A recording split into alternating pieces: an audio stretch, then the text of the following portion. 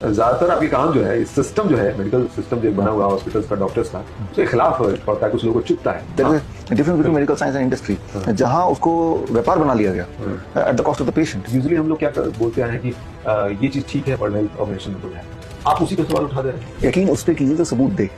WHO ने बोला है, क्या उसने सबूत दिया है? WHO कोई भगवान नहीं है। एड्स को लेके भी आपने बोला हुआ है, एड्स बीमारी नहीं है, अब उसको बीमारी नहीं करे, इसका क्या आधार है? HIV एड्स नहीं, मैंने बोला। और HIV नाम का कोई वायरस इस दुनिया में है ही नहीं। शुगर को लेकर, डायबिटीज को लेकर इस तरह की बात उठी थी कि ड्रग माफियाओं का ये पूरा धंधा है। ये सबको पता ही है कि ऐसा बोला जाता है कि एक बार अगर डायबिटीज होगी जिंदगी भर दवाई पे रहना है, जबकि असलियत है कि आप देखेंगे हमारे जितने पेशेंट्स हैं बाई थर्ड डे उनको दवाई छोड़नी पड़ती है। तो ये तो पूरा एक स्कैम हुआ। फिर डॉक्टर जो है या हॉस्पिटल जो है या उस तरह के जो लोग हैं, वो क्या अनजाने में पेशेंट के साथ इस तरह के डील करते हैं? पढ़ाई ऐसी हुई है या फिर वो जानबूझ के ये कर रहे हैं? एक तो वो जानबूझ के कर रहे हैं बिकॉज ये धंधा है उनका। दूसरे ऐसे भी हैं जिनको पता ही नहीं है। बहुत यंग एज, मतलब 30, 35, 38 साल के लोग, किडनी उनकी फेल हो जा रही है, डायलिसिस पे आ जा रहे हैं। इसकी वजह क्या हो रही है? जैसे अगर मुझे फ्लू होगा तो मेरा किडनी बढ़ जाएगा, लेकिन उस दौरान अगर मैंने टेस्ट करा लिया तो बोलेगा आपका किडनी फेल हो गया। That is a major fault. क्या ये कहना चाह रहे हैं कि जिसने भी वैक्सीन लगवाई है उसको कहीं ना कहीं किसी न किसी रूप में भुगतना पड़ेगा? सबको कुछ ना कुछ होगा, नहीं हो रहा है। तो ये क्या मतलब वही अनजाने में हुआ है या फिर जानबूझ के? जानबूझ के है, मैं तो क्लियर बोल रहा हूँ।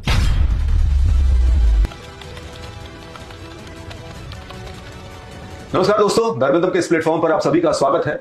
और यहाँ हमारी कोशिश होती है कि हमेशा कुछ ऐसे लोगों को जोड़े जो कुछ नया सिखाएं, कुछ अतरंगी कर रहे हों। कई बार तो ऐसा भी होता है कि कुछ लोग व्यवस्था के खिलाफ खड़े होकर भी अपनी जर्नी को जारी रखते हैं। और हमारे आज के मेहमान ऐसे ही हैं, विश्वरूप राय चौधरी, जिनको आप बखूबी जानते होंगे, जो बहुत ही फेमस हैं और साथ ही साथ विवादित भी। तो सीधे हम का रुख करते हैं और तमाम बातें करेंगे उनके साथ। सर, बहुत बहुत स्वागत। थैंक यू, धन्यवाद। बढ़िया, फर्स्ट क्लास। बातें शुरू करें? यस सर, पहले तो मेरे दिमाग में ख्याल आता है कि ये आप इंजीनियरिंग में इस फील्ड में कैसे आना हुआ, क्या वो लम्हा रहा? हाँ, इसके दो पार्ट हो सकते हैं इस सवाल के जवाब के। पहला part two start with, about आज से 27 साल बोलूंगा, यानी कि तब मेरी उम्र 25 साल की रही होगी। Till that time I was a patient of IBS, irritable bowel syndrome. अच्छा। और जैसे कि सारे पेशेंट करते हैं कि होम्योपैथी, एलोपैथी, आयुर्वेद, जितने तरह के वो होते हैं पैथीज, वो सारा करके देखते हैं। और IBS जिंदगी भर में कभी किसी का ठीक नहीं होता, किसी का भी नहीं। और मेरा रूम पार्टनर, अभी भी झेल रहा है, झेलता रहेगा आखिर तक। तो जब मुझे क्लियर हो गया कि अब इसका कोई सोल्यूशन किसी पास है ही नहीं, सिर्फ दवाइयाँ हैं, तो मैंने कहा व्हाट नेक्स्ट इज कि मैं खुद ही इसका रिसर्च करूँ। So I did research, little bit research only. और जो भी मुझे मिला मैंने उसको अपनाया, और 15 दिन लगे, 15 डेज एट द मोस्ट। और तब से लेके अभी तक it is more than 25 years now. फिर IBS मुझे कभी नहीं हुआ, वही सिर्फ 15 दिन। हाँ, और मैं बताता हूँ मैंने क्या किया।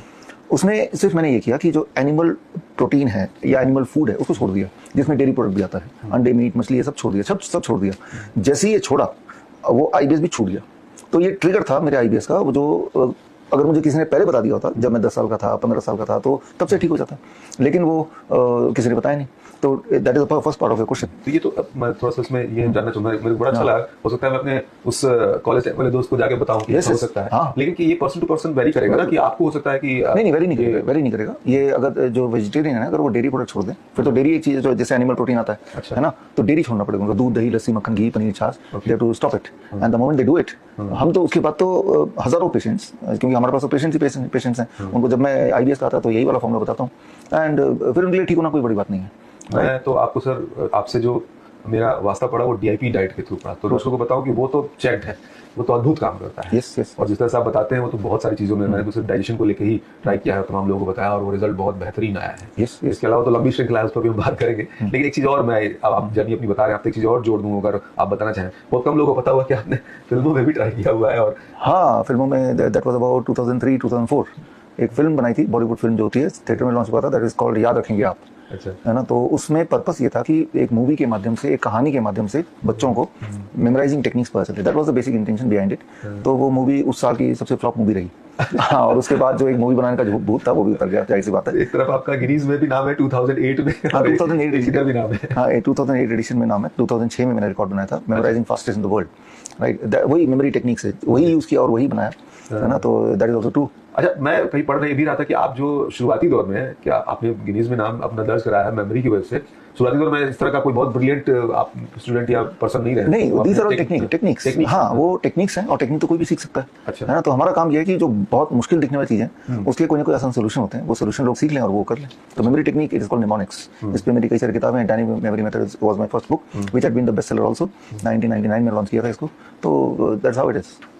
किताबें तो मैं देख रहा हूँ सर, यहाँ पूरा भी, और इसके अलावा भी है। अभी कितनी तक आपने लिखी है? टोटल किताब 50 से अधिक किताबें लिख चुका हूँ। यहाँ तो थोड़ी बहुत किताबें रखी हुई हैं और मेरी किताबें, एक किताब तो मेरी मोर देन 70 लैंग्वेजेस में, 72 लैंग्वेजेस में एक किताब है, डायबिटीज़ फ्री वर्ल्ड। और अधिकतर किताबें 3, 4, 5, 10 भाषाओं में हैं, भारतीय जितनी भाषाएं हैं।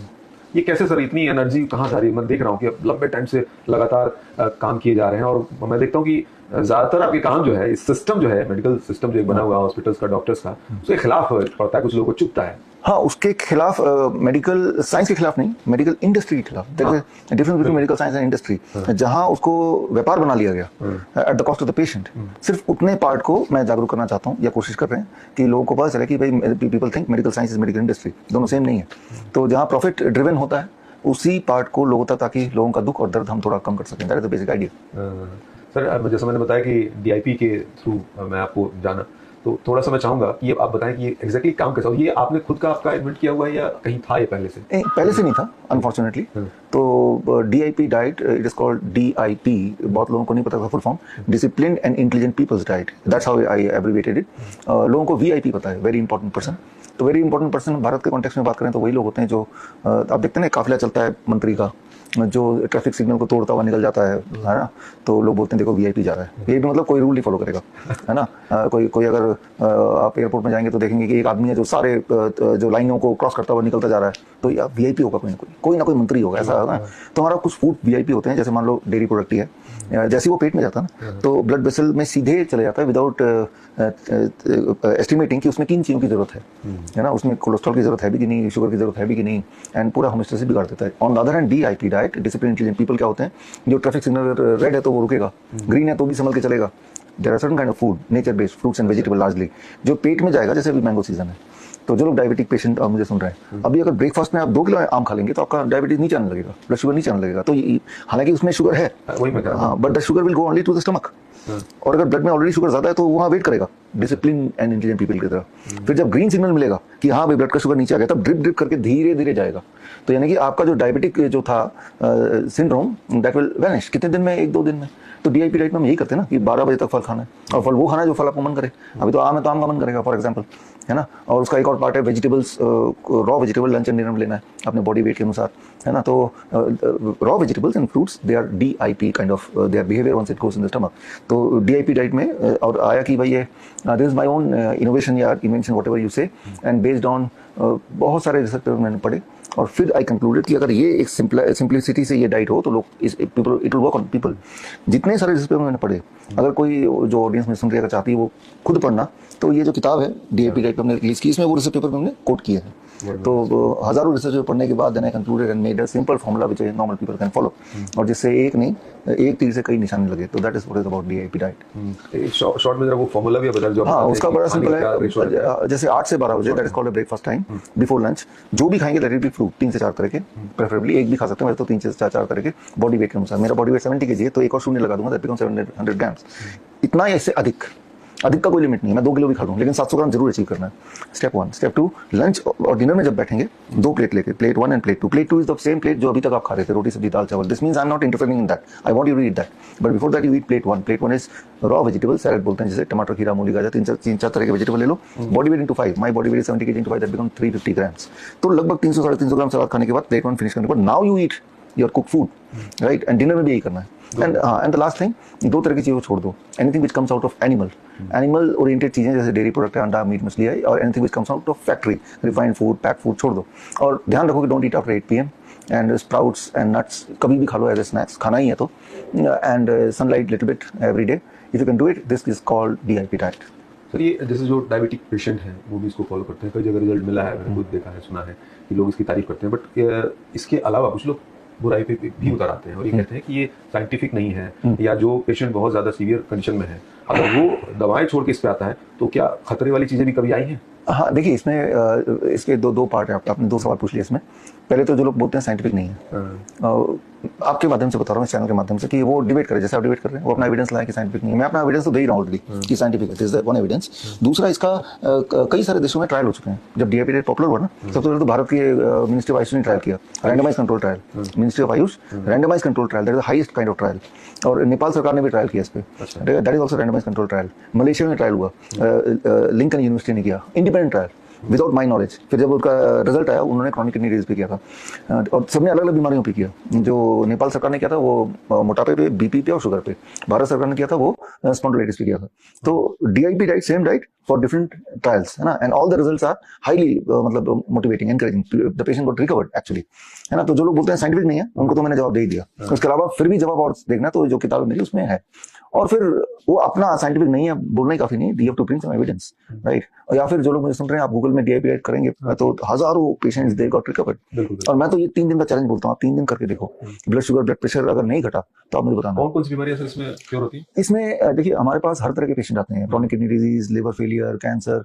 हमारा तो बेसिस ही है कि we start with the DIP diet, right. और लिटरली इन्फेक्शियस डिजीज और ट्यूबरकुलोसिस फॉर एग्जांपल, मलेरिया, इन सब में, है ना, very fast result. And second part of the question is कि भाई अचानक दवाई छोड़ दिया या बहुत ज्यादा बीमार है, that is second part of the question. इसमें करना ही होता है, first you start with it, और डेली बेसिस पे एवरी डे, जैसे ही स्टार्ट करेंगे within 24 hours your blood sugar will start dropping, accordingly you need to taper on the insulin, right, randomly नहीं, राइट। और by second day your BP will start dropping, accordingly you need to taper on the BP medicine, right. With in a months time your thyroid will be rectified, तब आपको thyroid की medicine taper down करना है। तो taper down करने का भी एक प्लान है, राइट। तो वो प्लान भी मैं अक्सर अपने बुक्स में, अपने वीडियोस में, हमारे हॉस्पिटल में तो वो हम करते ही हैं। तो रैंडमली नहीं छोड़ना, रैंडमली कुछ चीजें तो रैंडमली छोड़नी, जैसे कोई न्यूट्रिशन सप्लीमेंट ले रहा है, कोलेस्ट्रॉल की दवाई ले रहा है, वो तो रैंडमली छोड़ना ही है, क्योंकि this DIP diet mean zero cholesterol diet. जब कोलेस्ट्रॉल मुंह से खा ही नहीं रहे तो there is no question of taking cholesterol lowering drug. तो ऑब्जर्वेशन में करने की जरूरत है इसको, या फिर जैसे आप बता रहे हैं बस इतना ही करके इतना ही करना